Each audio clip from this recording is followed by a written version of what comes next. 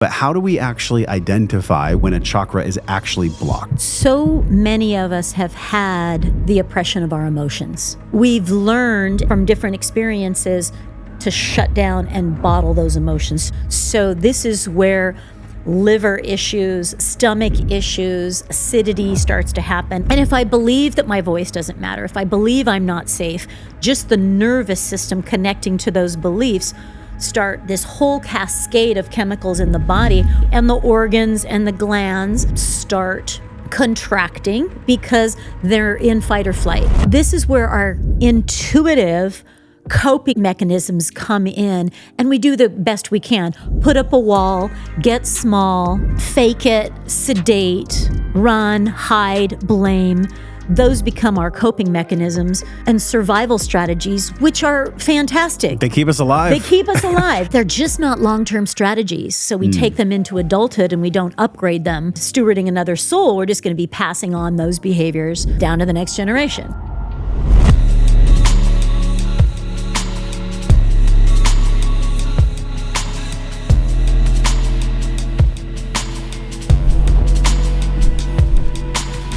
We have got to have shared a past life or two, right? Like when I first met you almost 4 years ago, I had no idea who you were, but there was like this connection.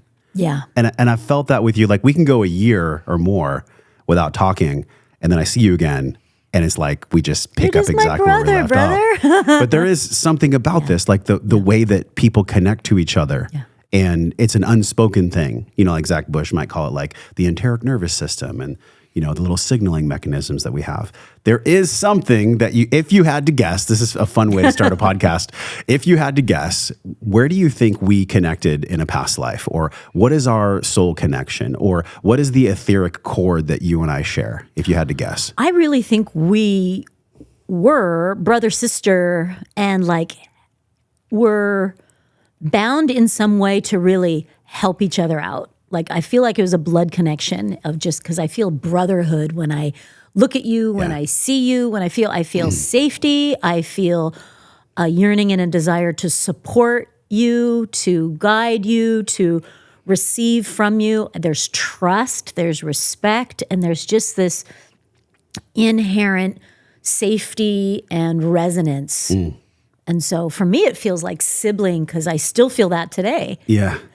Oh my God. Well, the law of one is in full effect. I mean, so what I originally felt from you was mentorship. And then from mentorship, it kind of blossomed this rose of connection and friendship. And then now I feel like there's this cool balance of like, you're not necessarily on a mountain preaching to people. You're just a little bit further along the path. And I really love that. And I think that's the part of you that I most connect with. And this is the first time I've talked about this on the podcast, so this is a good jumping off point. You just opened a center in Sedona. It's called Shine. So we're obviously going to talk about that, like the ways that we can shine in life, but truly shine, not with like a falsity or a bypassing, but like really energetically shine, physically shine, mentally shine. But it's cool. Like I get to share this with the audience. I had a really deep healing with you, and it was through your shamanic process. And there was this cutting of cords. And another thing I want to talk about today is the chakras and how those can either be blocked or open for us and how that can really serve us in our wellness and our life. But I got to share this story. Like, and I know maybe you remember, maybe you don't, and I'll refresh it. So I'm laying in your home and I'm on the table and you were doing this ceremonial process where you're cutting the cords of all these past lovers and all the ways that I had not necessarily shown up in the highest consciousness sexually with women. And there was this moment where I turned over and you were rubbing my back and I just cried. And there's something like, I can actually go there right now just feeling it, you know, and I was thinking about that this morning, like how far I've come, how far you've come, how far we've all come, this rapid acceleration of consciousness and healing and letting go in the past 3.5 years. And I just wanted to say thank you for that because that was such a cool moment. Like I'm getting emotional just thinking about it right now. Like, you really walk your talk when it comes to embodying the values and the ingredients to really be there to help somebody let go of things. Thank you. And I think that's rare in this world. So maybe let's start there. Where were you then? And where are you now as a soul, as a leader, as a businesswoman? Like, bring it back, pull the e-brake 3 years ago, 2019 in Sedona. Well, first of all, thank you for bringing that experience up, because it's such an honor to hold space for someone's healing and transformation. It's a soul calling. It's not for everybody. It's something my soul came here to do. And I had to go through my own dark night to be able to clear out my chakras, my blocked energy systems, my wounded inner child, and to be able to hold space for somebody else's pain, and to be able to hold space with integrity and with compassion and with presence. And I remember one of the things that you were sharing with me at that time for you is this deep desire to show up as a partner and to be a father. And one of the things we spoke about, and one of the things that I just brought to the table was like, I'm like, bro, the little boy runs, the grown man stays. Yes. And in order to not just plow through women at an unconscious rate or in an unconscious way, it's like, well, that's just a little boy. And if the grown man is really seeking to be a steward for another soul and to show up for a partnership consciously, the little boy can't be making those decisions from a wounded place, throwing tantrums and just satiating desires. Yeah. Like, that's why rolling over and just holding space for the little boy so that his feelings can and his needs and his pain can be met and held so that it passes. If it's not supported in that way, then the little boy keeps making the choices. Unconsciously, we can say, oh, I want to be this and show up. But the saboteur will be like, no, I don't want to do the hard work. I want to play. I want this toy now, and I'm going to take it. And which I see that in my son. Right? Yeah, and that's why the little boy needs a steward. Yeah. And we don't want him. We don't want the little boy necessarily making the decisions for what to have for breakfast and when to go to bed, because it's not within his capacity to do that. That's right. We need somebody else to do that for him until he's capable and he knows how to make those decisions for himself, which will be a little minute. And yes, as grown adults, if we aren't really looking at the pain and the wounds, then as grown adults, our wounded inner child's making the decisions. Yeah. It was my honor to hold space for that core healing for you. And in that role, it's not brother, sister. It is like Mother Mary, kind of just holding a child that's in pain without any judgment, without any agenda, without any timeline, just total safety, total presence with unconditional love that just allows the emotion to move and the feelings to be honored, so that underneath that, the truth has a space to rise. So it's been so beautiful, Josh, to watch what evolved from that healing journey. Yes. And how you were able to access more maturity in those early courting months with Carrie, where you absolutely could have run. And totally. I'm sure lots of opportunities showed up or situations showed up where it's like, I'm going to go back to my old pattern here and just contract or run or avoid. And you stayed and did the work. And you're still staying and doing the work. And that's a choice every day that the grown man does. Thank you. There's so much there. Oh my God. Yeah, I feel that today. I didn't know we were going to talk about that at all. And it's so present. Like the people that we meet on our journey, on this path, like the way that you've built Shine. And, was that something that you knew was in there? Was it like in the back of the consciousness room for you? Like, when did that actually come online? Was there a part of yourself where you had to like really look at the fear in you? Or did you have to go through your own letting go process of like, who am I to have a brick and mortar in Sedona? Wait, what do you mean I'm going to be having people from across the world come into my center? Like, how did you move into that? Truthfully, how did you move into that to be able to hold that kind of a space compared to who you were 3 years ago when you and I first met? Almost 4 years ago, actually. Yeah. Hey, it's Josh, and this is a quick break to talk about mental health. Let's face it, when you're not mentally well, eventually you become physically not well. And I believe this from my own life, my own teachings in the past 2 decades of being in the fitness and wellness world. I see it time and time again where the mental and physical are one, but they're often seen as separate. As above, so below. You cannot have the brain inhabit the body unless the body is well.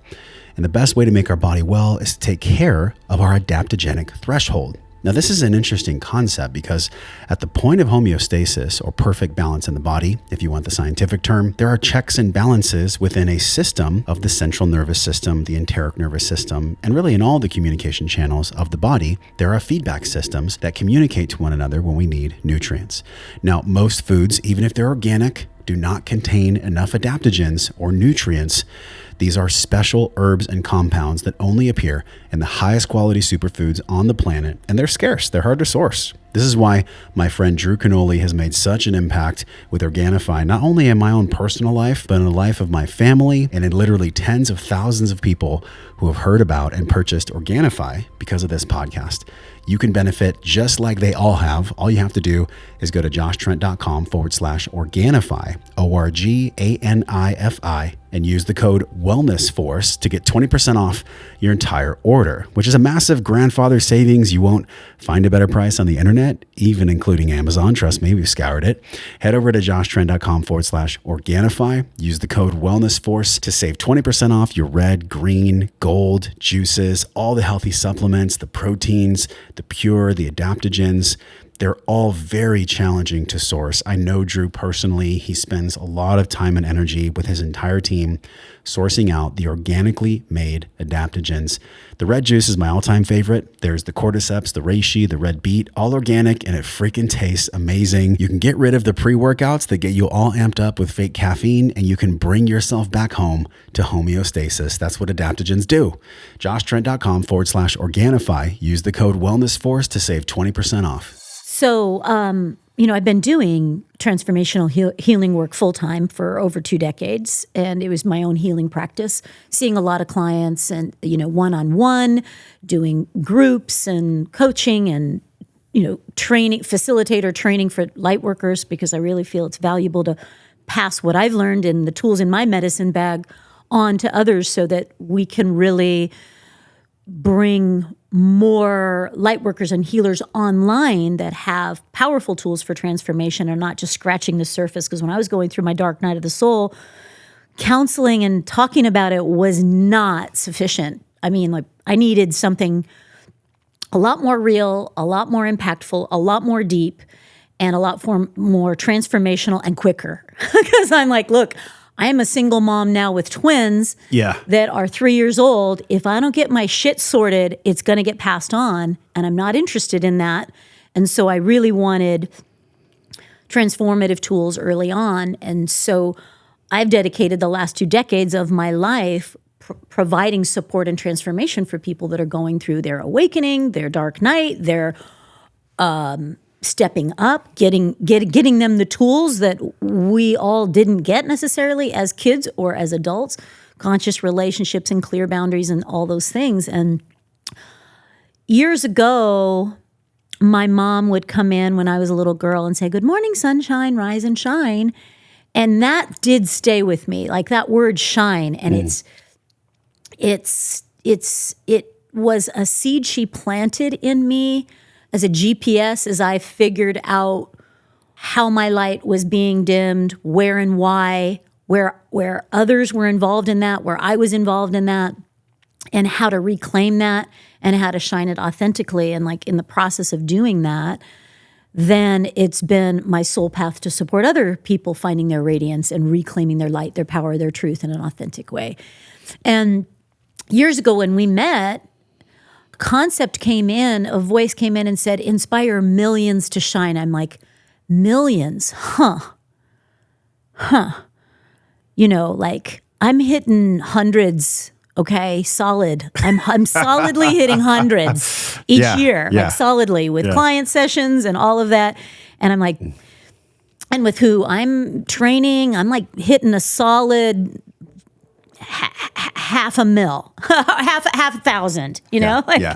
And And I realized I kept reaching my ceiling of capacity of how many people I could impact in a year. And that's one of the reasons why I started the podcast, which is now on hold, because Shine's got my attention. But it was like, okay, I could reach more through the podcast. What else can I do where I can reach more? And I kept reaching a ceiling of how many I could impact with the way my business was structured. Mm-hmm. And I kept having this feeling is I need to open a bigger space that can reach more people. And the idea of Shine, a brick and mortar, came in the middle of COVID. As businesses, a lot of good ideas came through for people. Like, yay! When we're squeezed that tight, good things come out sometimes. I know. And, like businesses were shutting down. Yeah. And people were going bankrupt that did have brick and mortar. Yeah. There was a lot of, don't touch anybody, don't hug anybody, don't be within 6 feet. I'm like, no, that's my business. I hug and touch. Yeah. If that was the case, then I couldn't have held you and nourished you. If I had to keep 6 feet distance from you, no way. Yeah. Part of the healing is through touch, I feel, is transmitted through the human expression of compassion that somebody can physically feel. And I'm like, well, shit. Open a brick and mortar now. I'm like, okay, Spirit, fuck off. Because that's just... I won't respond to that. That was perfect. For those of you who couldn't hear that, her phone said, I won't respond to that in the next room. And that's the thing when a soul calling happens that feels too big or it's not the right time or it's just too scary. Our first response is to say no. Mm-hmm. And Spirit was like, okay, I hear you, and you can only say no if your response isn't coming from fear, doubt, or lack. And when I looked at all of my reasonings of saying no, because we can always put a pause on the soul path. We can always put a pause on divine guidance. We can just say no, override, snooze button, ignore. And I was backing up. And when I looked at every reason that I had for not doing this, every single one of those were either fear of, well, I'll get shut down, or I'm not going to be successful, or lack, I don't have the money, I don't have the resources, I don't have the support, or doubt, I don't know if I can do this. I haven't run a brick and mortar like this before, like my inexperience, all of that. And it was like, Spirit kept saying, we'll take care of those things. You just take the next step. And that, when you're on this soul path and soul calling, it really does test your faith. And I stepped back from a business that was thriving. Shamanic Healing was doing great in Sedona. And even in that COVID year was one of the best years that I had because I had so many tools to help people through the chaos with support and guidance that I just flipped and went online and started helping so many people during that time. At where other people weren't and they were in chaos, I dove in. I'm like, hey, this is go time for me. I'm here to support people through chaos. And now that that's all settled, it was like, it's time for me to open this space. And I'm like, okay, Spirit, I'm trusting. I'm trusting. And, my hands just kind of had to come back here. And I just kept hearing, take the next 2 steps, take the next 2 steps. And sometimes those were easy steps, like do some research or go look at some spaces. And then I would get to the steps that I was avoiding from fear, like asking for help or asking for financial support from investors. It was like, okay, is there anything else on the list that I can do before I do that one? Yeah. And I was like, no, that's the next one. So taking those steps was showing me, in order to step into this, all of those things that were in the way of me shining, in the way of me stepping up and finding this new set of wings. And it's still this process to this day, is that the process of birthing this and stewarding this keeps showing me all of my blind spots, what's in the way of true radiance, where's lack, fear still rising, where is there an old pattern that is sabotaging that very thing that I'm trying to grow? Where am I leaning into fear over faith?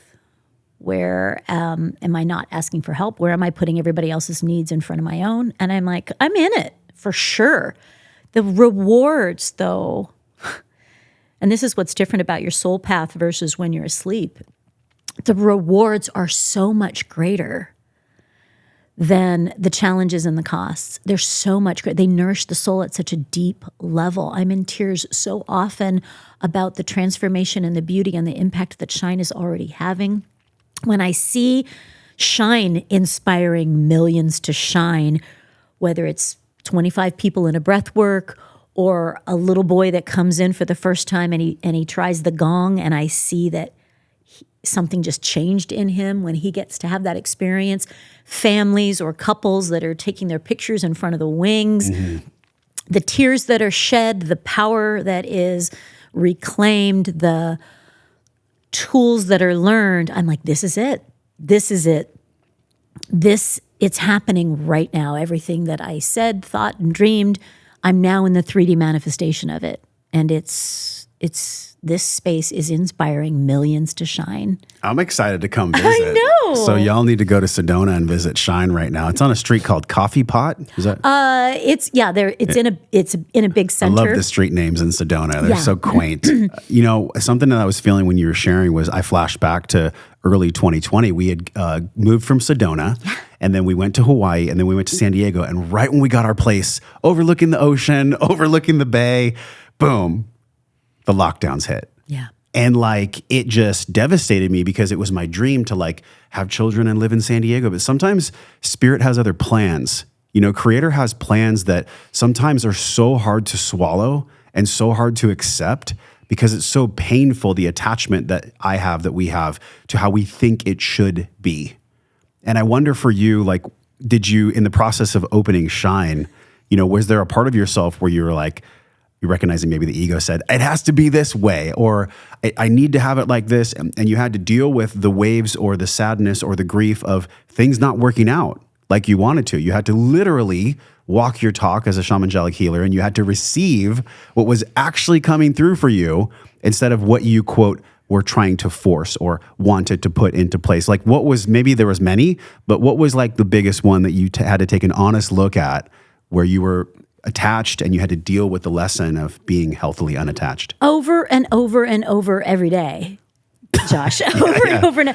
And it's not uncommon, the parenting journey, because we can have these expectations of how we think our child should be or how it's supposed to go, and then reality sets in. And every day I get humbled by what does Shine want, not what do I want. And what will serve this best, not what does my ego want and when. For sure, timing, because my agenda is let's go, let's get profitable right now. I'm not waiting. That's a good CEO. Yeah.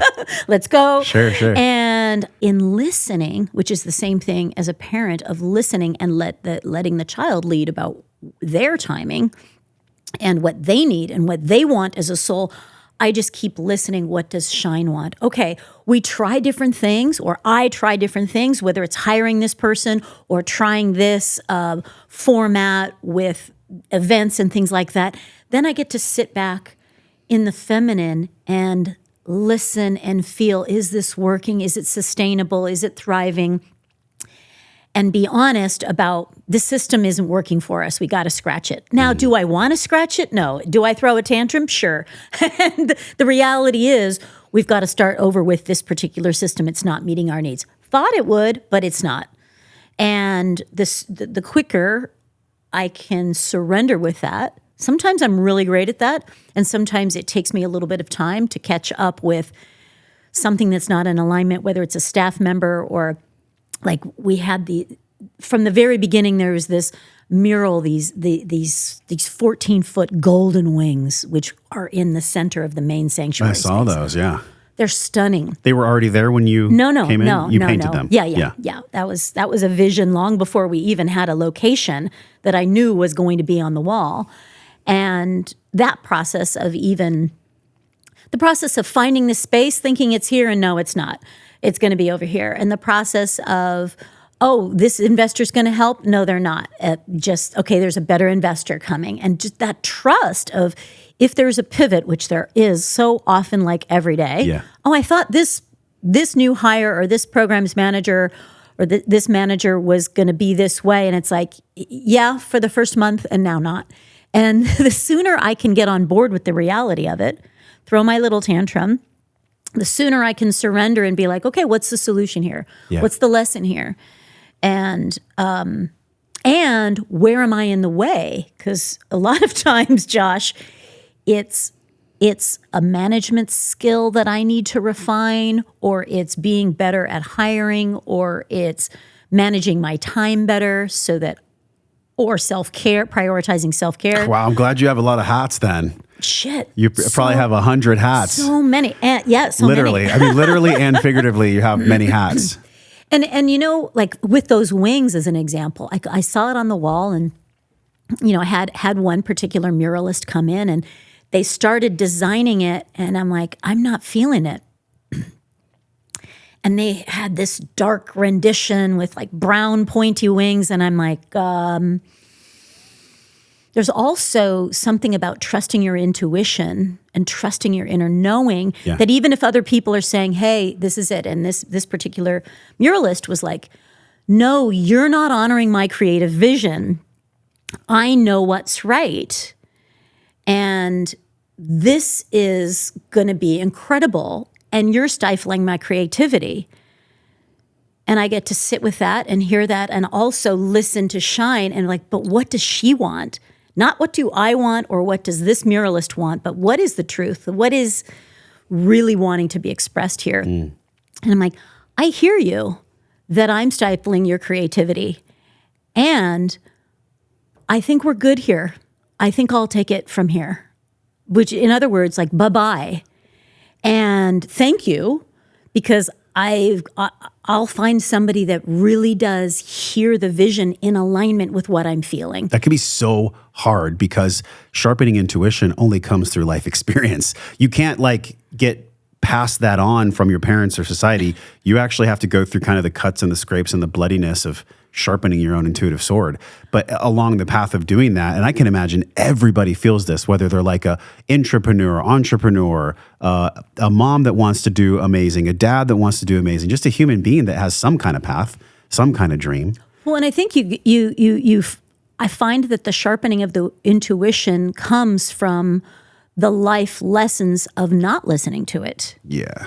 And there's been enough times where I didn't trust myself, and then it's like, I knew it. I knew that wasn't the right way, and I didn't say anything. Or I let this person bulldoze me, whether it's in a relationship or business, and I didn't honor my truth. And so enough of those, and that's the actual third chakra around integrity and truth, and the courage to really honor that. Yeah. Because that's where inner radiance comes from, is that it's not for this person, even though they're the expert in murals, and I'm not, I'm new at this. I also don't have to bypass my own truth to accommodate their desires or their needs or their opinions. And I'm like, I can hear your opinion that you don't normally work like this. And I'm like, okay, I hear that. And I'm still not changing my truth about it. I still feel like it's light and golden and airy and fluffy and sparkly. It's not sharp and pointy and brown. Mm-hmm. And if we couldn't come into a common vision, then it's okay for me to say, hey, thank you for getting us this far. I respect you. I appreciate you. We're good. Bygones. I'm going to let go now. Yes. And I'm going to trust the right muralist is coming. And I think so many lessons along the dream is this is not in alignment. I get to be upset about it, sad or frustrated. And it's still true that I need to step into what feels in greater alignment and trust. The next muralist that came in, she was channeling such divine mastery that the the mural is so activated, so high vibration. She added things that I didn't even know were possible.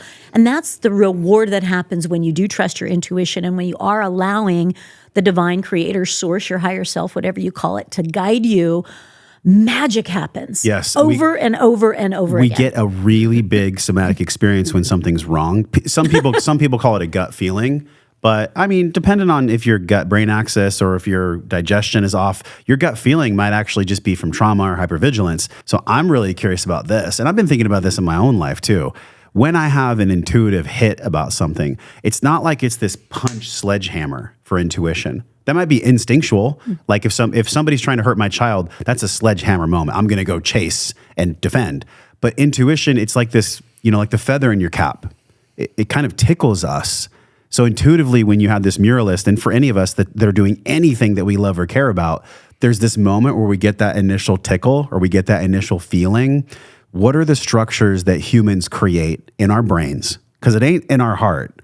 In our brains, we create a structure that kind of ignores that tickle, that ignores that intuitive. It's not a hit. It's more like a nudge, like a soft nudge. You're talking absolutely about the solar plexus, the third chakra around light, truth, and integrity. So when you get that kind of inner knowing and feeling, and it is really in your gut. It's there. It really is. And it connects with our belief system. So the sixth chakra around, well, what are my thoughts? And so here comes self-doubt. This person knows more than me. They are the expert, or they know better than me. And so as little kids and as young adults, we were taught not to listen to that. And I know what's better for you. So there's this learned behavior of oppressing our inner knowing. And that outsourcing what is right or what is supposed to happen or the path you're supposed to take to somebody else. So it becomes second nature, not our primary nature, but it becomes our learned behavior to doubt ourselves. And our learned behavior to outsource truth and guidance or validation to somebody else. Am I doing it right, coach? Am I doing it right, teacher? Am I pleasing you, parent? And that's the beginning of self-abandonment. And so insecurity begins to take seed. So when you have that inner voice and inner knowing, there hasn't been this practiced muscle of trusting that, which is with someone like you, more that is coming with conscious parenting, is allowing that space to be cultivated and rewarded within your child or children coming that knows that they know what feels right for them. Not like, hey, you need to stick with this sport. It's like, but if and I began to really trust that with my kids, that if they really didn't want to play soccer, I'm like, tell me more. Not, well, you signed up for it, you have to finish it.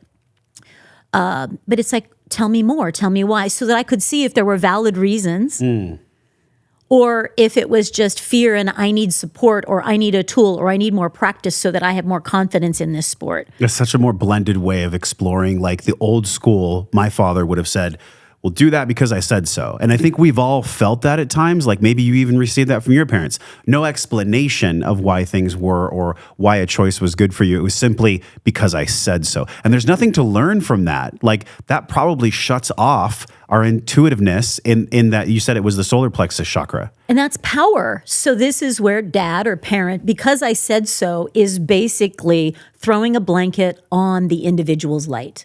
And so that parent didn't know. They were probably told that is just all retch and no vomit, to quote Alan Watts. Like, so when that blanket gets thrown on, like, what do we do next? Right. What comes after that? That's where our power got taken away in that moment. Yep. And that's connected to the throat chakra that says, hey, when I said I don't want to play soccer or I don't want to go sit on Uncle Johnny's lap because I don't feel safe with them. And it's like, no, do what you said. Do what I tell you because I said so. And not having that explanation, then the seed of self-doubt begins. And also, if I'm me, I get shamed. Or if I express, I'm not safe. So we also realize that not only if I shine and if I express my feelings, whether it's emotion or my truth, I like this, I don't like that, I prefer this gender and not that gender. I want music instead of accounting. We realize that, not only are my feelings, so that's kind of more the second chakra, like my desires or my emotions or my truth, that third, my identity, are not safe. Then when I go express it, it's not even safe for me to express it. So now we've got a couple different things working there that I can't even express what I want or how I feel. It's not safe. So here begins oppression, not only of light, power, truth, but also emotions and voice. So that just that one thing, do this because I told you so, has quite a few impacts on all of the chakras. And if it's not safe, if we add physical harm to that, because I said so, or I'll give you something to cry about, which I certainly heard that from my dad. And he did give me things that I cried about, screamed about, and were painful. And so now those things are connected to pain or judgment or ridicule.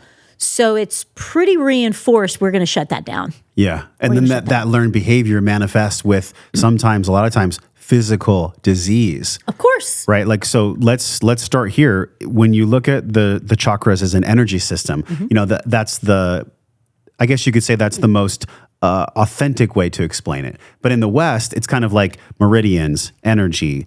It's actually so cosmic and so vast that even if we tried to understand it, we try to intellectualize these concepts with our mind. But you can't intellectualize healing, and you can't intellectualize spirituality either. So I'm going to do the best I can to ask you an intellectual question so that we can understand it from your articulation.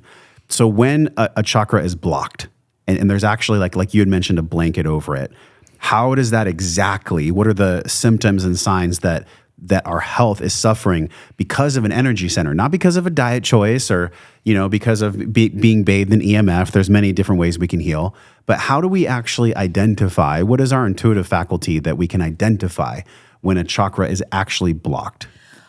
Great question. And so much of that, so many of us have had the oppression of our emotions. Because maybe, and your kiddo is like, sometimes he has his emotional outbursts in public, at a restaurant, at a store. Yeah, for a long time. Yeah, exactly. And it's like natural and normal, but it's, here comes social shame. What will they think? What do you think? And now I've got it. Like, it's inconvenient. It's not the right time. We're at church, we're at the store, these kinds of things. And so we've learned, and from different experiences, to shut down and bottle those emotions. So the physical correlation of that energy being blocked or pushed down is we're going to have digestive issues, which is, really common. And there's going to be anger and resentment.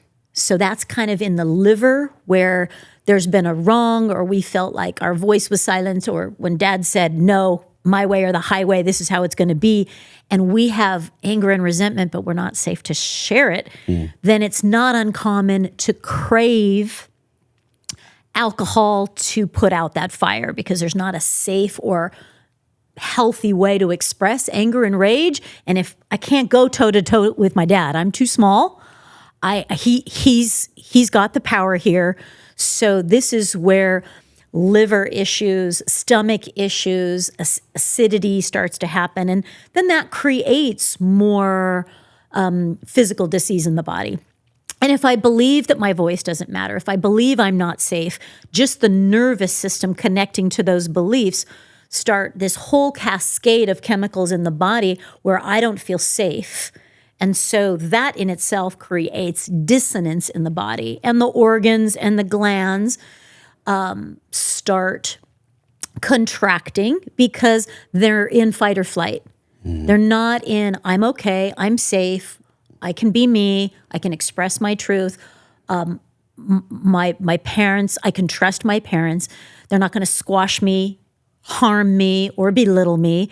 And so the nervous system being in fight or flight, and the brain believing we're not safe, creates this whole secondary issue of dis-ease in the body that is related to physical things, and cravings for sugar, for comfort, and for different things that will sedate or put a blanket on that or keep us safe. So this is where our intuitive coping mechanisms come in, and we do the best we can. Put up a wall, get small, fake it, sedate, run, hide, blame. Those become our coping mechanisms and survival strategies, which are fantastic. They keep us alive. Like, kudos. Yes. Like, we've all used those. They're useful sometimes. They're just not long-term strategies. So we take them into adulthood and we don't upgrade them. So run, hide, blame, sedate, ignore, get small, become our adult coping strategies, which is back to what we said. Look, that isn't going to be a dad holding space for a partnership and stewarding another soul. We're just going to be passing on those behaviors and those things down to the next generation. This hits a part of me because so many people that we have on the podcast, in some way, Anahata, we all get to this point of awareness, right? It's like, if we all know that awareness of something or awareness of our ailments or awareness of our stuff is actually the starting point, I just find myself asking, like, well, why the hell don't we just increase our awareness? Like, is it this light switch? Can we flick it? I don't think it is. I think it's this kind of fumbling, tumbling process where we learn by pain. And that's just the design that God, that Creator wanted for us to have, is to learn by pain. I feel like there's got to be a better way. And maybe we're moving in that direction. Like, maybe that's what, quote, the collective awakening is that we don't always have to learn by the contrast of deep, dark grief and pain. We can learn through joy, through that reward process, and kind of flip the serotonin triangle over, so we're not getting beat down so much by life. What do you make of that? We're talking about evolution here. We're talking about evolution. So we get to learn a couple things from our ancestors or from our parents. We wouldn't be alive today if some of the things that they didn't work. Some of the things that they did, whether it's resilience, hard work, get back up, worked, or else the bloodline wouldn't have survived. Yeah. Let's just be honest. Grateful for them. For them. So there's something about our bloodline that we can say, let me take the best of this. And there's also something, and with parents, I think it's really valuable because our role is to do the best we can, of course, and same with our parents. And I learned from my parents so many things that I wanted to pass on to my kids. Good things, good family values and hard work, a lot of different things. And also, oh, hell no. I also learned no, veto, override, upgrade. Here is your gift back. Yeah, and there is great value in being past what doesn't work. And so sometimes what will be passed to us will show violence, physical abuse in the home, or alcoholism, or mental disease because something didn't get healed, or we didn't ask for help. And so it's just as valuable, I feel, not as easy, but it's just as valuable for us to be past puzzle pieces that fit, and also puzzle pieces that are totally jacked, that are not totally corrupt files. Okay, one of those was, for me, was violence passed down, like some hurt people, of like, okay, my dad's pain got passed and violence overflowed out of him and I experienced some of that. And it was like, okay, this is one of those where it stops here with me. I'm not going to pass violence on to my kids. Like that's a hell no. And I'm not going to pass addiction on to my kids. So I'm going to change those things. And I think because of the visceral pain that we experienced, we're highly motivated to do it differently. And that's contributing to evolution. So that it's like, I've got to flip this puzzle piece because I don't want my kids to feel the same pain I did. And which is a beautiful motivation to then say, doesn't mean I have the answer. I know what it isn't. So what can I do differently? And we're fumbling around our best trying to flip those puzzle pieces. Sure. And we're going to be trying different things. And our kids will also take the best and also go, yeah, Dad, Mom, I'm like, I see what you did here, but I'm not going to follow that. I'm going to follow my own drum, which they will evolve as well. And they have the opportunity, their choice. They don't have to. They don't have to evolve. None of us have to evolve, because I could certainly have just passed this on. Then I'm not contributing into evolution, which it's a choice and it's optional. And I think that pain is one of the things that motivates us. And we have more tools than our parents and our grandparents ever had. 20, 30 times more. Way more. It wasn't like with my grandfather, like, alcohol, physical, abuse in Montana, ranching, tough times. We didn't talk about our feelings. There weren't men's group to support that. It was basically early Yellowstone. That TV show Yellowstone? Yeah. It was kind of like that. And so recognizing that we are evolving and we do have more support. We have books. We have online programs. We have support groups, healing, transformation. There's more dialogue about it, more resources, free podcasts like this. And so we also have tools that our grandparents and parents didn't have. And so because of that, we also have the responsibility to contribute to evolution. Oh my God, that was so good. Like, I just crunched my hand. That was so good, because it's not that it's a shaming that I'm about to say, or like a throwing of the responsibility, but damn, it's a slap in the face to our ancestors for us with these extra tools, with this extra knowledge, with the extra awareness, for us to not do the healing work. It really kind of spits in their face. Like, they would have done it if they knew, but they didn't know. Like, your parents, my parents, they just simply did not know. Right? It's not to shame them. And I know you and I have heard this concept, like, okay, our parents did the best they could with the level of consciousness that they had. And like, I get that. But also, if they were to be in our shoes and they were to live the lives that we are now living and learning from, they probably would have done exactly what you and I are doing if they knew. It's like this little dark spot in the corner where it's like this unconscious incompetence that they don't even know they don't know. And so for that aspect, like, God, there's so much compassion that's needed there. And it's not like I'm trying to say that everyone should do their healing work and hurry up and do the healing, but it's like, when else are we going to do it? When else are we actually going to do the healing work? Something you said previously that I want to touch on. You said something so cool. It was this beautiful metaphor. You said that we get these seeds of doubt and seeds of insecurity planted in our psyche. And so I feel like it's this. I wonder how you feel.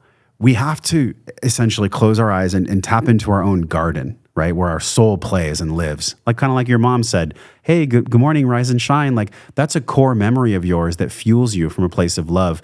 But if there's too much insecurity and doubt that's been planted, no one's essentially cleaned the garden. No one's pulled out the weeds and the bullshit from the garden that doesn't serve. It's going to be almost impossible for us to truly shine if we don't take the responsibility, or if we don't pull in the right ingredients and support and scaffolding to allow us to fucking pull the shit out of the garden that doesn't serve us. Good Lord, like, that's really what we're talking about. So how do we start that process? That's a whole podcast of its own. How do we start that process of like pruning and weeding the garden so that we can remove the seeds of doubt and the seeds of insecurity so that we can actually shine? What does that look like? And that's what my healing practice, shamanic healing is all about. That's what Shine is all about. So that it first starts with, I'm ready. This is my garden. It's my garden. Yeah. And like taking accountability and ownership. And it's where the victim starts taking steps to saying, I don't want this to be this way anymore.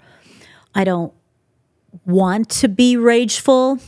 I don't want to be in unconscious relationships. I'm tired of repeating these patterns. And I really have come to respect the timing of that when somebody is ready. And I have been that person that has trying to shake somebody awake, like, no, you're ready because I want you to be ready. It's making me nauseous watching all of the weeds grow in your garden and the self-sabotage. Can I pull some out for you? Yeah, exactly. And that judgment, that disrespect to somebody else's timing and their process and their journey that says they may not be ready or want to shift their depression or clean up the patterns because it's not their timing. It's not a priority. They don't see it yet. And I have come to deeply respect that And as a healer, that's really, really essential, that you're not imposing will or your expectations or your timeline on another soul. That's good. And my family has been great teachers about this. I've tried to shake my dad awake. Let's see, without his consent. I've tried to shake my brother sober, again, without his consent. And so I think that there's something important to respect, that when somebody is ready in their own time, in their own way, like you were ready because the desire for family was superseding the desire to just have short-term pleasure. Yeah. Exactly. Yeah. And so at some point, there was a satiation of, this isn't serving me any longer. And I really respect coming to that. And it's that level of, I'm ready. And so this is what Shine is about. This is what my healing practice is about. This is what I teach in my courses, is like, okay, let's meet you in your readiness. Okay. And let's start with the core weeds of trauma. Because we're not going to get to empowerment and reclaiming our power and forgiving other people and finding our light and our truth until we go and hold space for the wounded part, the oppressed little boy or little girl, the angry, fierce, that was shitty and that shouldn't have happened, like the truth. And so that's where I feel it's essential to create a fertile space for the emotional release, for the emotional expressions, to have voice now that got stuffed and oppressed at 4, 7, 17, whenever, all of it. And so that's where shamanic breath work or private healing sessions hold a space without shame that says, go ahead and cry. Honor your grief, your sadness about the losses, the deaths, the betrayals, where you thought it was going to go this way and it didn't, or you thought this person you could trust and you couldn't, or where you self-abandoned and you went down a different path, the people that you've hurt, your guilt and shame, let's go ahead and give that a safe space. So I think that that's one. And safe space also, because that's more the second chakra around our emotions and our watery feelings, grief, sadness, shame. And also hold space for the fiery emotions. That's up there in the solar plexus. It says, that was effed up. This person, how dare you, bullying me. Yeah. This is bullshit. And so then also holding space without judgment or oppression for rage. And the first time that I did breath work, and the first time like I was going through my dark night of the soul, the first time I got full permission, it wasn't like, I'm just angry. I was like fierce dragon lady, overflowing volcano, incinerating everything in its path. And I was like, let me let this out, because it's causing me to drink. It's causing like this passive aggressiveness. I'm quick to anger. And if I don't release the volcano inside me, then it's going to come out and overflow onto my kids like my dad's volcano overflowed onto me. So I'm like, safe space for the anger and the rage. So, and I think that the first step is, when you're ready, is find qualified, not all are qualified practitioners. Not all can leave you more whole. So find qualified practitioners that allow you to support that emotional release. And then it doesn't end there, because that's just throwing the tantrum. Now, how can we mend? How can we reclaim? How can we give you new tools so that you have reclaiming your voice, you learn clear boundaries, self-trust, how to understand the signals in your body, how to hold space for your process so that you learn how to reparent yourself. And then it's a process of learning new tools that, let's be honest, you wouldn't be where you are if you had the tools. And you're going to stay where you are if you don't learn other tools to consciously handle your stress, your emotion, and practice your inner voice, all of those things. I actually feel like the sequential order that you talked about is perfection, because the analogy of like, if you have a dirty garage and it's filled with crap that you haven't used, but it's weighing you down, and you try to put new tools in a garage that's overflowing, nothing's going to work. Yeah. You have to actually do the work, like you said, of cleaning out all the crap and all the old ways of being, maybe even the old coping mechanisms that are just like so asking for reprieve. Like, please, like for me, it was pornography, right? Like, oh my God, how do I let this go?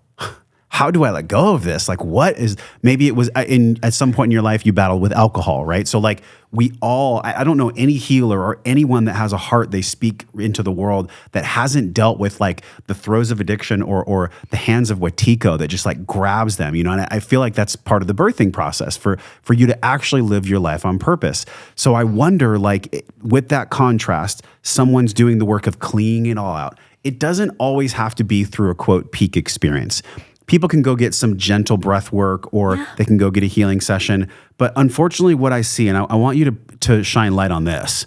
Unfortunately, what I see in our world is that there's a lot of people that are master marketers and they know exactly what to say and exactly how to present themselves, especially with AI and all the tools that we have now, as if it's something that they're not. They haven't actually done the work to embody the grace, the fortitude, the healing capacity to reach inside of someone and hold them in a proper way. But it seems like they're able to because of what is experienced on Instagram or experienced in marketing. So I wonder if you could talk about peak experiences. It doesn't always have to be going to an ayahuasca session, getting a crazy 5-hour cathartic breathwork session that actually might leave somebody more wounded than when they started because the practitioner learned it in a single-day course or something. Talk about that, the peak experiences, and how do peak experiences in a healthy way come into the process of the weeding of the garden? Yeah, and I think that that's individual because one size does not fit all, one solution does not fit all, and that's why I think it's where I find the most transformation in the people that I'm working with is can I just listen to where they're at so that I can be present with what pathway in will serve them best, because sometimes that is more just holding space for their tenderness. Sometimes it's just allowing them to weep and be heard and be held. That's where the contact comes in. That's where the eye contact, the presence, the heart, wow, that is so healing. And sometimes it's being the truth teller. Like, okay, brother, yeah, I hear you, and the grown man stays, the little boy runs, and if you're really wanting this, you got to stay. And so sometimes it's being the truth teller that is very different medicine if I was just like coddling your inner child when it's time to move out of that now and learn new skills and step up and be a man. And so part of that is intuiting, do they need tenderness? Do they need a truth teller? Do they need a cheerleader? Like, you can do this. Step up. You got it. You got it. Or do they need a teacher? Here's a new way of coping instead of this. Let's practice this tool about clear boundaries. And so sometimes they need a teacher or coach because they don't have the tool. They don't know how. And I think that is meeting people where they are and tailoring what's going to be the most helpful right now. And that's going to change based on where somebody is. And you came to the Empowerment and Awakening weekend, which is where a lot of those tools happen all at once, where you learn about the chakras, you learn about clear boundaries, you learn about the feminine and masculine and conscious relationships so that you can start to see yourself and the other, the villain, your story, your truth, yourself with a different lens and learn different tools along the way so that you begin to self-empower and you learn how to clear your garden as you're going. And you learn different tools so lest you're not repeating the pattern and you pull a weed and 3 more come in because you didn't learn a sustainable tool to do it differently. You didn't learn from the past, because that's where, a lot of the emotional release, it's wonderful. You release the emotion from the trauma, but you didn't learn the lesson of the trauma. And so, or you didn't learn the lesson of the experience, so then it's going to repeat. So great, you had a release. That's a great start. But if you don't look at your part in it or what the lesson is, then we're just going to backslide again. You'll go back to the substance, you'll go back to the porn, you'll go back to the pattern again. And I'm about empowerment, not just about release, because that to me is sustainable transformation, is to give someone the tools to learn how to garden and not be dependent on me or somebody else to do it for them. Yes. I see this where people might run to the peak experiences, which is fine. Like that's part of the evolution. But if there's a running to the peak experience on a continuous basis, and there's no spaciousness or guidance on how to integrate a lesson that comes through that peak experience, then one may just have a proclivity to go back to another peak experience because, quote, the one before didn't work. Or the one before might have touched a part of my soul. Like, oh, ayahuasca told me this. It's like, great, what did you do with it? That's the What did you do with what she told you? Yeah. Because when you go back, she's just going to tell you the same thing again. I remember I was in Peru one time. I brought groups down there 8 different times. And I remember I was down there one time in Cusco, and this guy came up to me, grabbed my shoulders. Hey, you've got to come to this, this ayahuasca ceremony tonight. We're celebrating my 111th journey. Jeez. And I was like, wow, dude, congratulations. What didn't you hear the first 110 times? And you know what? You actually said that to him? I did. I was like, beautiful. Congratulations. Right, but my question is, what did you not hear the first 110 times? And, ayahuasca has its place. It has been medicine for me in the right place at the right time. Just like a glass of wine can be a medicine or a poison, so can ice cream be a medicine or a poison. Yeah. So can breath work be a medicine or poison. And if we're not looking at what is my motivation, what is my why, and do I actually need this? Will it leave me more whole? Then we're just in an avoidant, addictive pattern again. And that's where one size doesn't fit all. Yeah. And just because a thing worked doesn't mean it will work again, or just because it worked for somebody else doesn't mean it's the right thing for me. Yeah. And that goes back to that inner intuition that says, what do I need right now? And I think it's not just, hey, what did a plant medicine journey tell me? Or what is a healing? Or what is this card that I pulled today? We're stubborn. We don't want to hear the truth a lot of times because that means I have to let go of my teddy bear, or that means I have to change something. And so you said earlier, hey, if our ancestors knew their blind spot, they might have made a different choice. Well, let's be honest, we're those right now that are not seeing our blind spot, that we're quite crafty at avoidance, we're quite crafty at leaning onto whatever ways the status quo stays put and we don't have to grow or change. Yeah. And, we're all having our own level of awareness and transformation there of like what we're willing to change and what we're not yet. And that's okay. And it takes courage to be doing the work, and we'll be ready for some of it and not ready for others. And that's okay. The pain will be the motivator, like you said earlier, of like, this isn't working any longer. Yeah. And I've done a lot of cleanup work after ceremonies. We've talked about this before, where it's been too much indulgence in a thing, whether it's sex or ayahuasca or sugar or alcohol. It's still the same cleanup process of, let me take accountability for the state of where I am. And what is it trying? Just asking the question, not through guilt or shame, but what is this showing me? Yeah. And what is the lesson here? And what support do I need to make a change if I'm ready to make a change? It's wise. It's really wise that everybody plays that back again and listens to it for the second or third time, because I feel like, let's create this for people that are with us. I feel like from my life experience, there's an on-ramp to peak experiences. And if you just run to the peak experience without doing kind of like the groundwork, the floor work of like, first understand what it's like to take a full breath in your body and what that actually does for you. Then know what it's like to do a loving kindness meditation. Then maybe go to a Vipassana. Then do some float tanks. Then try some very light microdosing that's guided. Then go to an emotional intelligence weekend, like maybe something that you throw in Sedona. Then with peri, and post integration, then go to a peak experience like a ceremony with psilocybin or ayahuasca. That's the on-ramp that I would create based on my life experiences and my lessons. So what would you create? What would be an on-ramp for people to intelligently move towards healing with the vehicle of a peak experience? What does that look like? Well, I go back to that's individual. I don't think any on-ramp will fit everybody. And not everybody needs or is supposed to have a peak experience.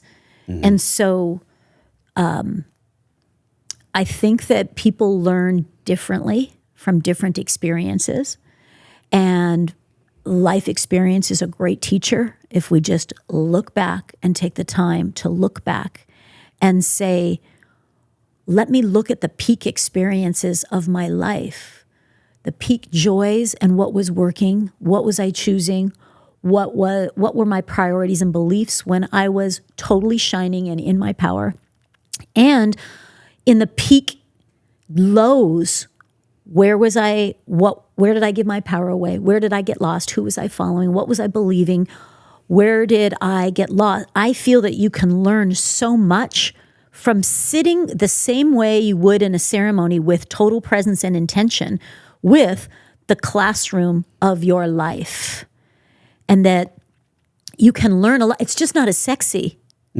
But the thing is that plant medicine or a great healer is going to take you back to those places anyway, of like, let's learn from the imprints, the peaks and the lows, because there are clues about what to do, what you want to repeat, what you want to lean into, your best self. And there's also hella clues about how you got lost, how you gave your power away, where a belief system wasn't true and you followed it, and how to reclaim those things back. And that how you do that, there can be many ways to do that, whether it's through meditation, whether it's through workshops, whether it's through healing journeys. And then it's like, what for everybody, and I really appreciate you and I both lean heavily into the integration piece, because now what we're talking about is the crown chakra of awareness. Oh, I see where I see where I took the wrong path, or I see where my power was taken or I gave it away, because now we're looking at the sixth chakra around perception, belief, and the crown around awareness and truth. And now will I bring it down into my body? Will I bring it in? Will I make space? And the breathwork sessions that I just led here in Austin this last weekend, as we came out of the breathwork ceremonies, I'm like, what is now true that you didn't know was true before? What did your soul tell you that you couldn't hear before? What advice did your heart give you that you weren't ready before? And now that you've made space, let's let these truths, let's literally breathe them in and make space in the body. I am enough. Or my voice matters. Like truths. And if that's true, then that changes a lot of things.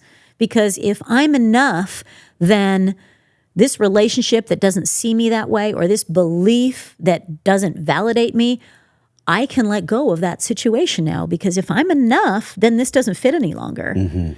And if my voice matters, then I don't have to sedate it. I don't have to quiet it in this relationship, even if somebody else isn't listening to me. I can honor my voice. And so it begins to change everything. And if I don't have the tools, then I can ask, okay, I don't have conscious relationship tools. Let me go get those tools, because I don't know how to express this. I don't know how to say no without guilt or shame. Okay, then the embodiment comes with, how do I take the next step? I might need to ask for help. I might need to practice a new way. I might need to learn. I might need self-care. Might need more healing, so that we begin to take that integration. How does that begin to change how I walk, how I talk, and what I say yes and no to? It brings it down into the root chakra. How do I show up in this life? And we can have all these wonderful epiphanies, whether it's from a plant medicine ceremony, a meditation, a workshop, a healing session, or a breathwork. We can have these wonderful epiphanies, which are way up here in the ethers, way up here. And if we're not bringing them in, then they just, like clouds, just dissipate and don't ground. That's why we go back 111 times to get the same truth. Yeah. And the message is the same, but it's like, is there readiness to breathe it in, give it space, and start changing the way you walk? And it's all perfect in timing, even if it doesn't look or feel like it's perfect, because even if somebody goes back for the 111th ceremony and they're not ready, they're still being reminded they're not ready. Exactly. So well, I mean, there's no shame in that, but it's like, maybe you could take a path that's more intelligent. Or not, because the first time I got drunk and threw up, I didn't stop drinking. So sometimes it's like, no, I'm going to do that at way more than 111 times. Yeah. And so no judgment about how long it takes, because it takes as long as it takes. Just like, when you stepped away from certain things or certain addictions, it was like, okay, I'm ready now. Yes. And like, it took me a certain amount of pain and a certain level of emotional maturity and readiness to say, okay, I think alcohol for me is a toxin, and it's not supporting my best self. I don't make great decisions, because the ones that I remember or that's honest. That's honest. For sure. Like, okay, I want a better version of myself showing up right now. Yeah. And I wasn't ready to take that accountability. And that desire begins to help you let go of the old thing. And that's where I really respect the process that it takes as long as it takes, because when there's the desire to birth a new version of you or a new dream, or like hey, I really am called to be a father. And that means I'm going to be letting go of some things that are absolutely 100% weeds in the garden that are in the way of that. And then you've been weeding that these last many years in the most beautiful ways. And then there's the journey of seeding it. What support do you need as a father? What support do you need to manifest your dreams? What support and people and environment and lifestyle habits and tools and practices do you need to support who you are becoming? Because that's nothing about your past. It's all about, okay, how do I support the best version of me showing up? Yeah. And what does that look like? And sometimes we actually, it might be easy, where in creating Shine, you were like, okay, I'm just going to trust, like Spirit is telling me to trust. Sometimes you can reach a cul-de-sac of trust and still the results don't show up. And it's like, okay, Spirit, like I'm waiting here, like where's my stuff? So when I got to Austin, it was a year search for the kind of scaffolding that I needed as a father. It was a year search. And finally at the end of it, I was like, oh, God is just telling me to create my own men's group. And that's what I did. So now there's 8-9 of us that meet a couple times a month, and that's the scaffolding that I created because I needed it, not from a place of scarcity. And this is the difference. It wasn't because it's I need a men's group. Oh my God, what am I going to do without a men's group? It was more like, all right, the father in me knows that he needs to be nourished in a specific way. And so I'm going to go actually be resourceful and get the kind of support that I need because I just deserve it, because I love myself enough to get that support. The come from is different, right? It has a different residue with that come from. So talk about that a little bit, the come from and gathering the resources that we need. That's what the universe is listening to. Yeah, 100%. And I love that you said that. This is what I need, because now this new seed that you planted, conscious father, conscious parent, conscious partner, that's a new seed. The new seed of who you're becoming, the soil needs different things than what the previous version of you needed then. That might have the party person, these kinds of guys, this kind of lifestyle fit you, and that's what worked for that version of you. The soil needs amending. Every seed needs a certain amount of nourishment. It needs water, it needs a certain kind of soil, it needs minerals in the soil, and also protection around it. So there's where the little gate comes in, discerning, hey, these things are weeds that will sabotage this growth. So there's also, this is all divine masculine now. Let me protect this. So there comes the little gate that says, these addictions, these beliefs, this kind of community does not support this, or this kind of lifestyle does not support this. Let me put, as I have weeded it out, let me put a little gate there of discernment and boundary, because I want this to thrive and I need to protect it. So part of me is my mindset and mental toxicity, other people's judgments, other people's beliefs, other people's drama doesn't belong in my mental real estate. So I've got to protect that. So I have clear boundaries for sure with people or experiences or media that would undermine that. So this is now the divine masculine that comes in that says, I respect this seed and it's my responsibility to protect this garden and it's what's in it, because it's me. Mm-hmm. It's me finally. I'm consciously parenting. And let me provide for that seed, the minerals. It needs a men's group. It needs this kind of diet. It needs this much sleep. And that is coming from a place of truth. It's also coming from a place of feminine intuition and nurturing and prioritizing self-care without guilt or shame, that says, I need this from a place of truth, not the inner child throwing a tantrum. This is, I'm listening to the seed, and this is what it needs. And the courage and the tenacity, like you said, it took a year of like, I need to build this, because if this tree is really going to grow, then I need to be nourished too. Yeah. Otherwise, you plant the seed, and if it's not nourished, then bitter daddy is who's parenting. Mm-hmm. You know, or sleep deprived, angry, hungry, lonely, tired daddy. Yeah, that doesn't feel supported, and then like, that becomes the reality of the seed or the child. Yeah, that life is that way. Life is a place where we need to be on edge or hypervigilant. Yeah. That's actually a story that has been unraveling a lot since becoming a parent. And as you know, you have 2 kids. Like, well, they're graduating from college now. But when we bring life into the world, the life that's inside of us that's out of alignment, it is forced to be aligned. And I think the ways in which that happens sometimes can be very confronting. Like, total truth for me, the hypervigilance and the reactivity of raising my voice at Nova, raising my voice at Carrie, like, I'm really looking at how that was imprinted from my father. And it's not to shame my father, because I'm sure that he learned it from his father. It's just truly emotional epigenetics unfolding in the most dynamic way right in front of me.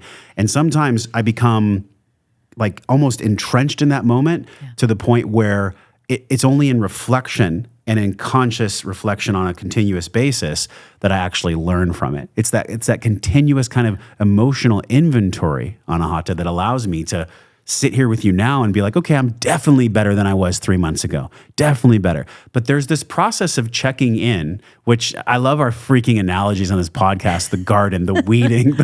There is a process of checking in. And I wonder, especially when we look at what happens when we're on the phone with the third eye and looking at the direction of our lives, like, how does that get clouded? Because I think this is something, we don't have to go deep into the darkness here, but there is something to be said about how that third eye gets blocked from media, from the ability to choose, from the awareness of like, okay, I'm here in my life.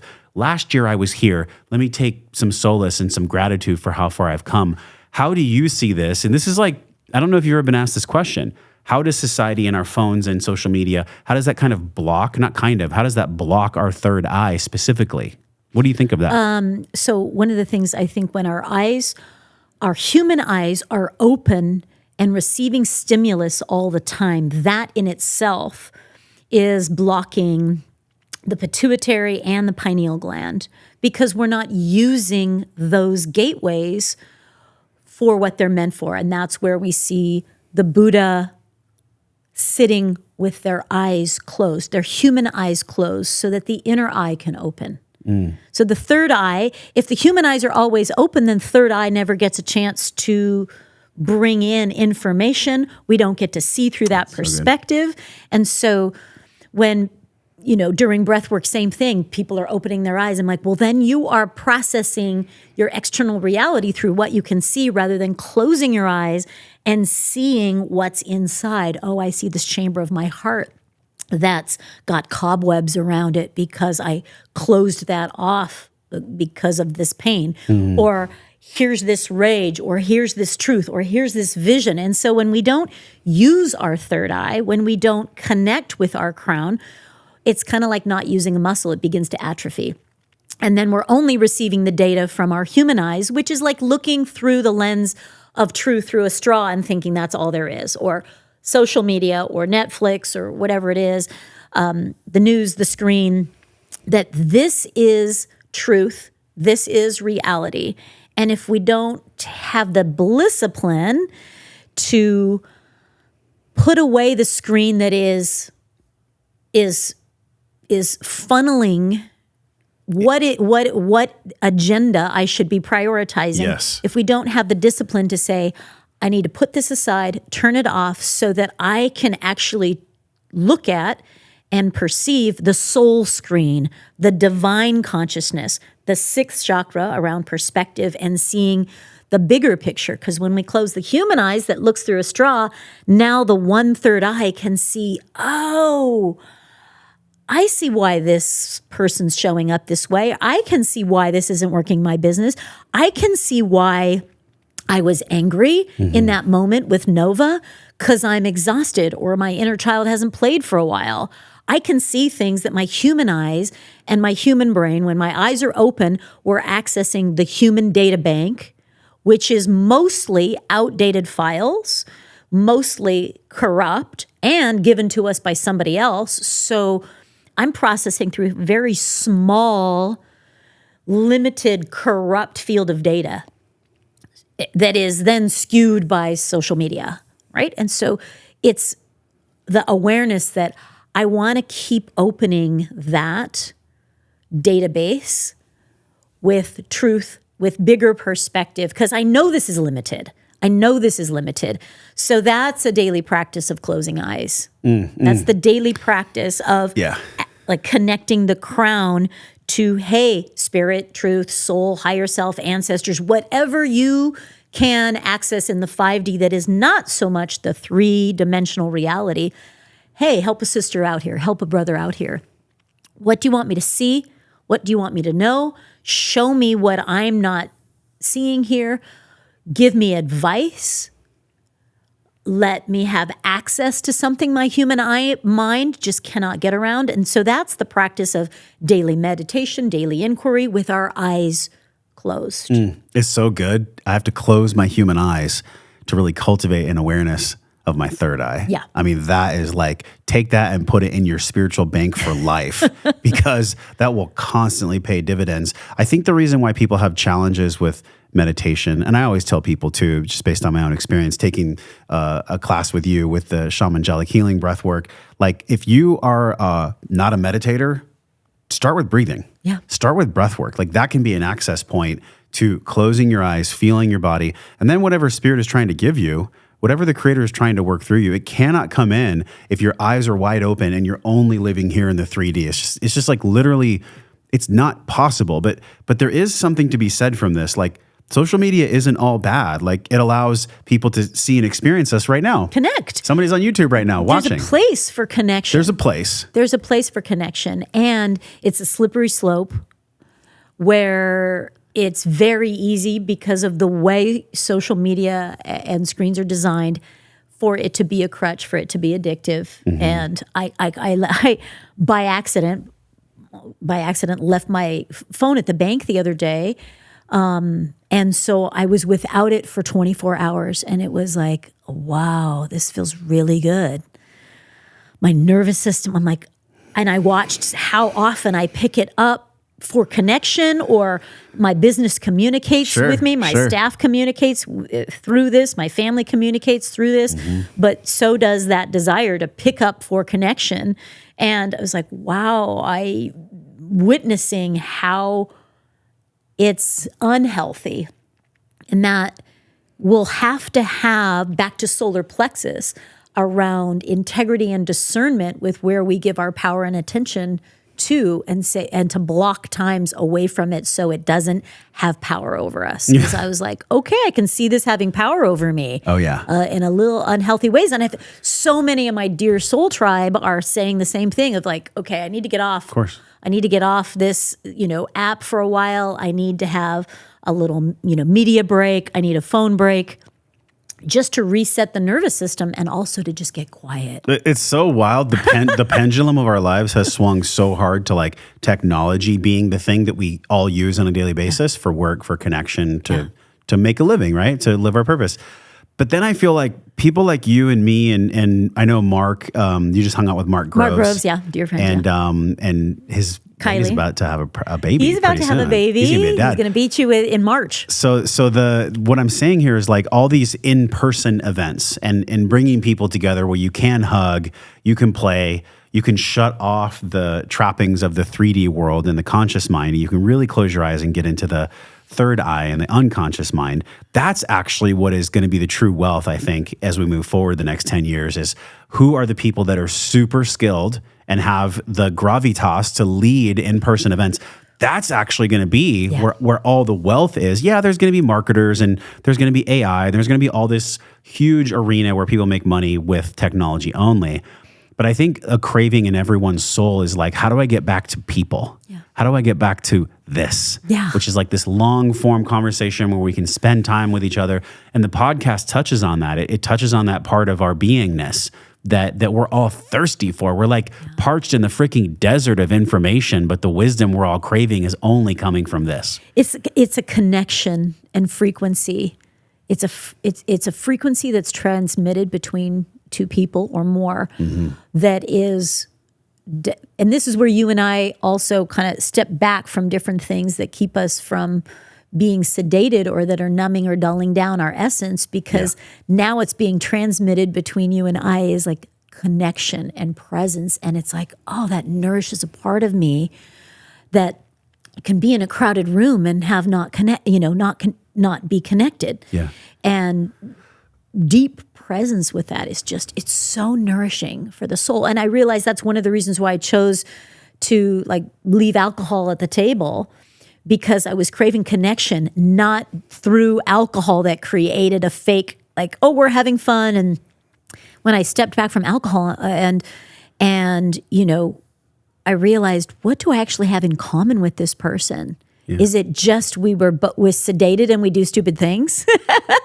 Or we talk about things that we wouldn't talk about if we weren't drunk, but we don't remember the next day, or it wouldn't have been authentic if it wasn't for the alcohol. And I feel like we as souls, we deeply crave authentic connection, not fake gossip and drama, but depth, and to be heard, to be cared for, to be listened to be encouraged, to be reminded of who we are, and to have relationships in our life that are quality and genuine. And that's why I love coming here to Austin, because I have so many of those in my soul tribe right here. I feel deeply seen, heard, felt, acknowledged, and I also reciprocate that. And it's really deeply nourishing, and we're craving that. And that's the kind of thing that I know that as I'm growing as a soul and stepping into a new set of wings that were bigger than before, like I'm knowing that my tribe relationships, those soul connections where it's deeply nourishing are what I need. Yeah. One of the brightest moments, one of the most shine-worthy moments in our podcast today was when we talked about the father or the mother shepherding that seed. And I feel like, the best thing I could leave people with, and then we'll give people a chance to connect with you and go to Sedona and actually hang out and get the healing they deserve. I feel like this metaphor is so special, and I just want to carry it for my whole week. And I want everybody to do the same. If you've planted a seed of a dream or of a purpose, or maybe it's being the best father, the best mother, just the best human you can be, take loving ownership to protect that seed, right? Like, it's okay to protect the seed. And honestly, alcohol, if you look at like The Rock and other movie stars, they're all selling their own tequilas now. And there's this essence of darkness that I feel with that. It's not necessarily, quote, wrong. I'm not judging people that drink, but I will say that anything that you need to feel peaceful or to feel connected on a continuous basis that's outside of yourself, you're letting that in to the seed. You're actually opening your arms and you're allowing that dark energy to come and infiltrate that seed of consciousness. So I think for me, that's a huge lesson. For all of us, that's a big lesson. Like, what are we letting into the garden that's unknowingly, unconsciously, or sometimes consciously poisoning the seed or dampening the growth potential of that seed of consciousness? And can you freaking imagine? Can you imagine if all of us just took like 30 days, like a month challenge to just be like, what am I letting into my garden and what am I here to protect? And that's taking accountability for garden, because for some people, hey, alcohol may be a toxin, and for other people, it's not that big a deal. Right, it might be gluten. It might be this toxic friend. It might be this fear. It might be this lifestyle of wake and bake. It might be the Netflix. lifestyle of at Netflix till 2 a.m. Yeah. And it's different. And it changes. And that's just the practice of self-inventory. Yeah. That's where a journal of self-reflection is really valuable, and scheduling times where you check in with self, whether it's every Sunday, whether it's, Wednesday mornings, whatever it is. It's just, how am I doing? And what's working and what's not working? Because the answer will change over time. What used to work will have diminishing returns sometimes, or what used to work will not fit any longer. Sure. And new person, new tools needed. Yeah, my quality of friends, my daily practices are going through a complete upheaval again, which has happened multiple times. Every time I go through life transformation, it's up. What's in my cupboards change, who's in my phone changes, my daily practices change, and that self check-in is just so vital that as an adult, we can just take self-inquiry, and that we're not waiting for a retreat to do that. We start on the personal development journey, prioritizing, how am I doing? Let me look back and celebrate the wins from this week. Yeah. Whatever they were, and learn how to be that cheerleader for myself, and also look at, where did I self-sabotage? Not from a place of bully or the inner critic, but from adult accountability. Hey, where did I not show up for myself? Where did I not prioritize self-care? Where did I self-abandon? Where was I short? Where did anger get the best of me today? And where did I make a mess of something? Yeah. Is there a lesson from something that happened this week that I haven't fully integrated? And if I don't take that inventory, I'm going to take it into the next week. And there it goes, infiltrated, and it didn't get resolved. And there's this little weed that sneaks in there. And we learn by doing, and we learn by not doing. And so... Well, you can just pull that little weed out with love. Yeah, it's okay. And then if it sneaks back in there, it's okay, how? Yeah. How did it sneak back in there? Oh, look at that. I weeded it, and then I fed it again. Okay, what can I do differently? Where do I need help? Maybe I need a tool or an accountability buddy or some support or some way that I can honor that, or look at, what do I need to weed from my life that's feeding the weed? And what do I need to add into my life that's feeding the seeds? And I think that I love the analogy of the garden. And this is literally, the wings are this. Okay, what are the shackles? If we're talking about shine and stepping into your radiance, what are the shackles that are keeping you from flying? Doubt, fear, pain, trauma, limited beliefs. What are keeping you from radiating and levitating? Where's the heaviness? Where's the bullshit? Where's the doubts and the pain? That's one thing. And then the feminine wing. Where can there be trusting the intuition, which we talked about today? Where can I be nurturing and kind and compassionate, creative, resourceful, in faith? Those are all different chakras that we talked about. Mm-hmm. And where can I be in the masculine? Courageous, protective, discerning, resilient, and the provider. Where can I be courageous in facing my fears and stepping into that warrior self, but in a way that isn't self-destructive? And those become the wings. And it's okay, now when they are talking together and listening to each other and working together, now we're talking about real empowerment and real freedom. And evolution is how can I do this for myself? And that just is, that's why that 14-foot golden wing mural is there at Shine, so I can look at it every day, because it's okay, what do I need to work on today? Remind yourself, are the wings talking to each other? Oh gosh. And am I shackling? Is there a fear that's keeping me? Yeah.